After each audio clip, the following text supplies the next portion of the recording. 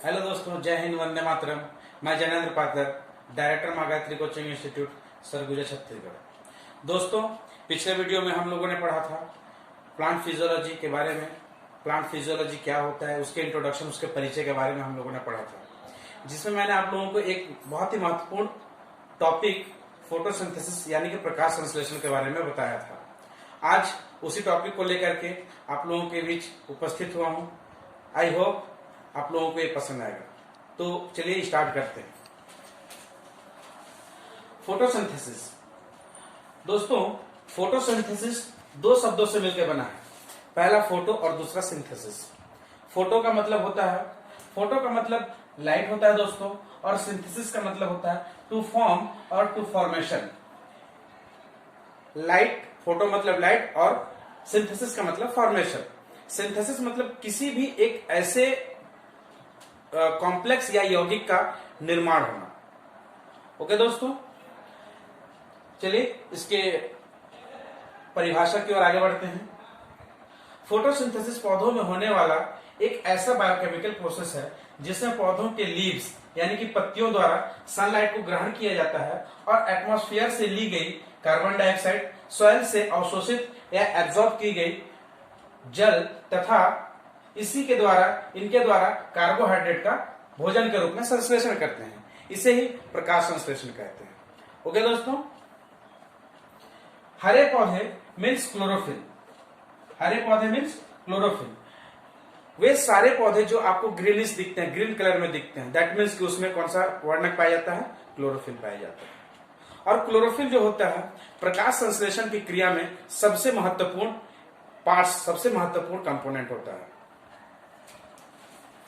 अगर मैं इसके रिएक्शंस की बात करूं तो 6CO2 plus 12H2O in the presence of light and chlorophyll क्या बनता है दोस्तों? C6H12O6, जो कि एक कार्बोहाइड्रेट का रूप है। ये कार्बोहाइड्रेट है। इसके साथ ही साथ 6 अणु जल के भी बनते हैं, 6H2O, और 6O2 भी बनता है, मतलब ऑक्सीजन। और ये ऑक्सीजन वायुमंडल में रिलीज हो जाता है दोस्तों। और मैं आप लोगों को बताना चाहूंगा, हमने बचपन से ही जब से स्कूल हमने स्टार्ट किया था, तब से हमने सुना है कि वायुमंडल से हम ऑक्सीजन लेते हैं, श्वास की क्रिया में हम ऑक्सीजन ग्रहण करते हैं। ये वही ऑक्सीजन होता है दोस्तों जिसे हम श्वसन की क्रिया में ग्रहण करते हैं। ठीक है, चलिए आगे बढ़ते हैं। Components of photosynthesis. कंपोनेंट्स मतलब वे कौन कौन से अवयव हैं जो फोटोसिंथेसिस की क्रिया में भाग लेते हैं। ठीक है, तो पहला है क्लोरोफिल। क्लोरोफिल, जैसे कि मैंने आप लोगों को बताया, क्लोरोफिल पौधे के पत्तियों में जो हरा रंग पाया जाता है वो क्लोरोफिल की वजह से होता है। दूसरा चीज है लाइट।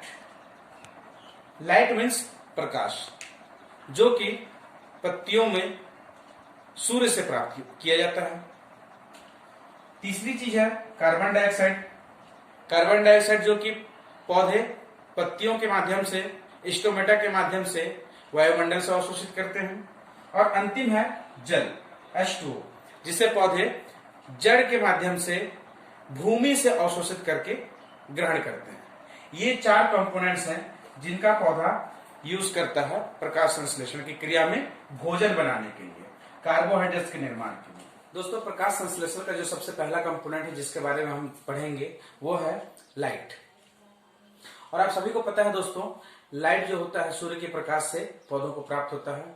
सूर्य एकमात्र ऐसा स्रोत है जो हमारे पृथ्वी में सबसे मुख्य स्रोत माना जाता है ऊर्जा का।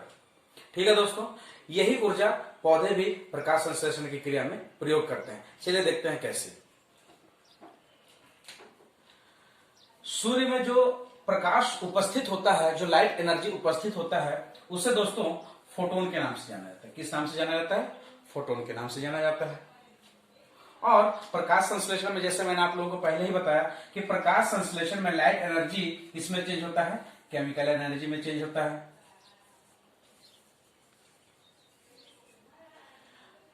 अब ये एनर्जी, लाइट एनर्जी से केमिकल एनर्जी में कैसे चेंज होता है, इसके बारे में अभी हम देखेंगे। जब प्रकाश लाइट एनर्जी का फोटोन क्लोरोफिल के इलेक्ट्रॉन पे, किस पे, इलेक्ट्रॉन पे पड़ता है, क्लोरोफिल पे जब पत्तियों पर पड़ता है तो ये जो इलेक्ट्रॉन होता है क्लोरोफिल में उपस्थित, ये जो इलेक्ट्रॉन होता है यह एक्टिव हो जाता है। अब आप लोग पूछोगे कि इलेक्ट्रॉन क्यों एक्टिव होता है, तो दोस्तों इलेक्ट्रॉन हमेशा ऊर्जा पा करके, ऊर्जा ग्रहण करके एक्टिवेट हो जाता है, उत्तेजित हो जाता है।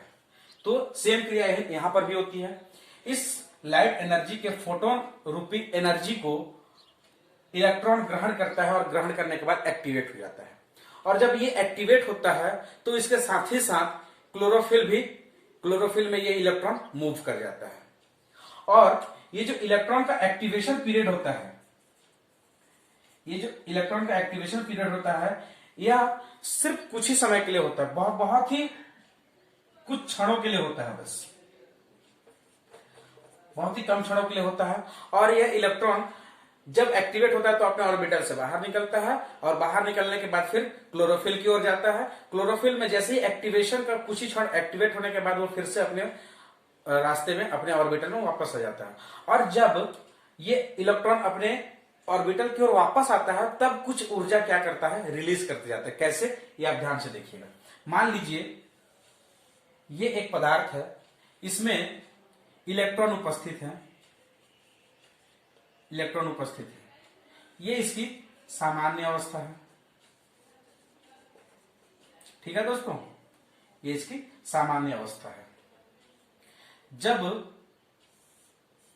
इस पदार्थ में कोई भी एनर्जी, कोई भी ऊर्जा प्रवाहित की जाएगी तो इसका जो इलेक्ट्रॉन है वो क्या हो जाएगा, एक्टिवेट हो जाएगा।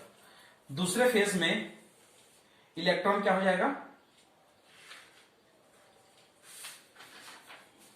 एक्टिवेट हो जाएगा। और मैंने आप लोगों को बताया कि इलेक्ट्रॉन का एक्टिवेशन पीरियड बहुत ही कम समय के लिए होता है, मतलब कि ये फिर से क्या हो जाएगा, डीएक्टिवेट होगा। इलेक्ट्रॉन का जो एक्टिवेशन पीरियड होता है कम होता है, मतलब कि ये फिर से डीएक्टिवेट होगा। और जब ये इलेक्ट्रॉन डीएक्टिवेट होगा मतलब कि फिर से ये अपने सामान्य अवस्था की ओर मूव करेगा, अपने सामान्य अवस्था की ओर आएगा। और जब जब इलेक्ट्रॉन अपने सामान्य अवस्था में वापस आते रहता है तब इसी दौरान, इस समय में ये कुछ एनर्जी रिलीज करता है दोस्तों, कुछ एनर्जी को ये क्या करता है, रिलीज करता है। और यही वो एनर्जी के रूप है, यही वो एनर्जी है जिसका उपयोग पौधे करते हैं।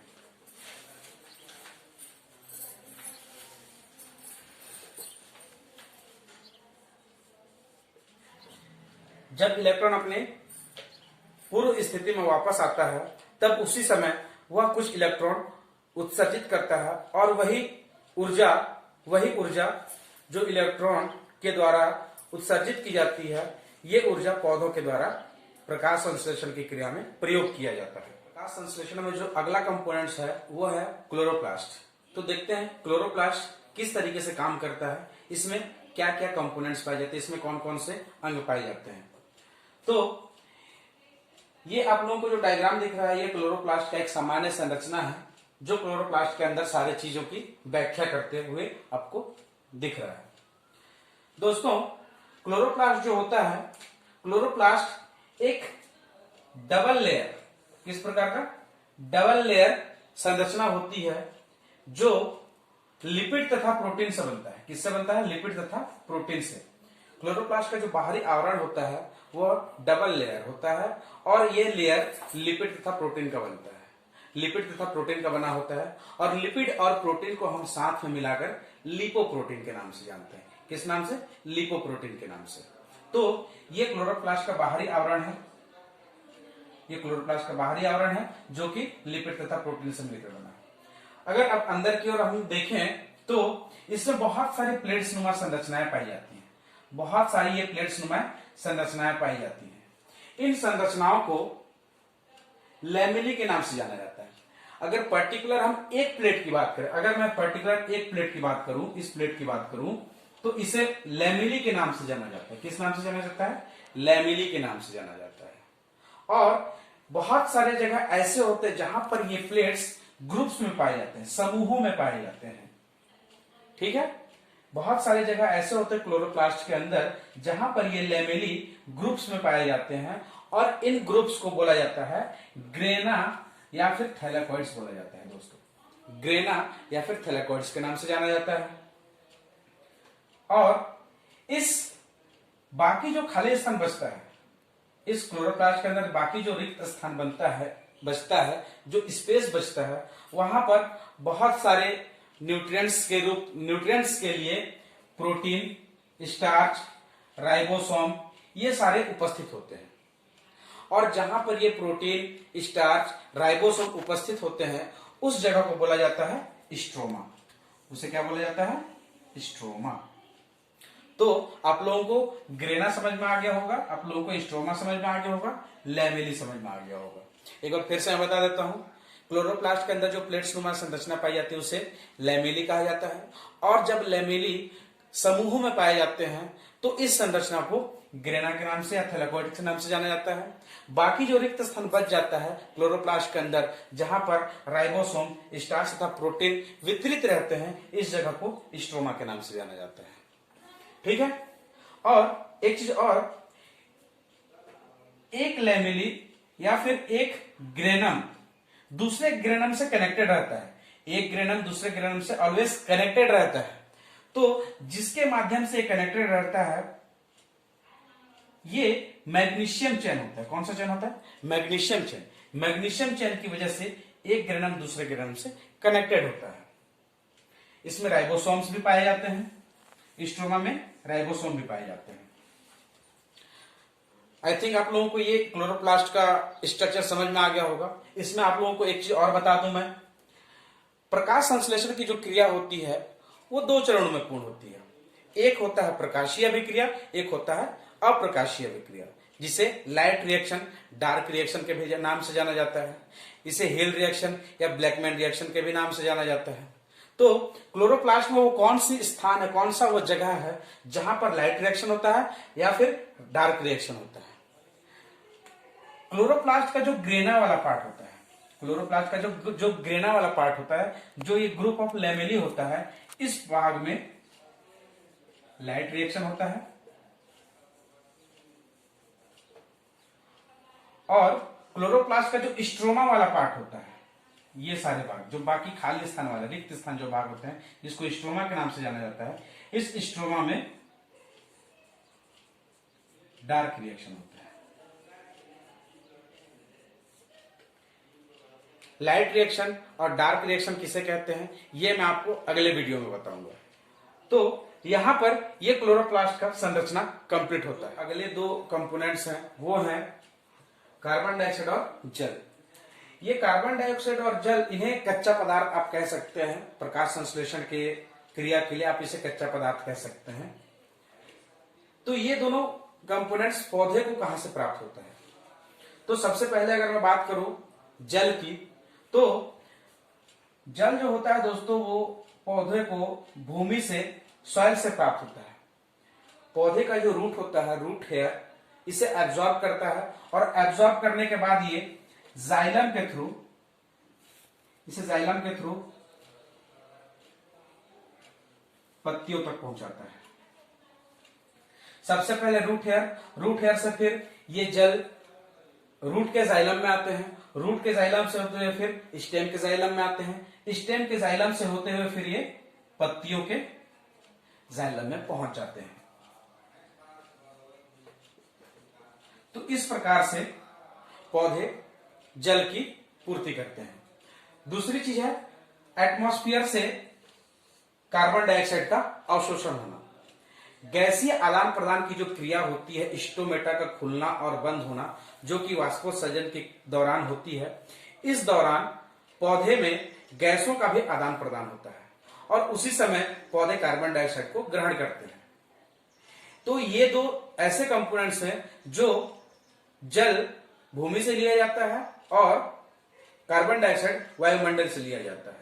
और ये दो बहुत ही महत्वपूर्ण कंपोनेंट हैं जिसके माध्यम से पौधे में कार्बोहाइड्रेट का निर्माण होता है। तो दोस्तों, ये रहा फोटोसिंथेसिस के बारे में पहला लेक्चर। ये वीडियो आपको कैसा लगा आप जरूर बताइएगा।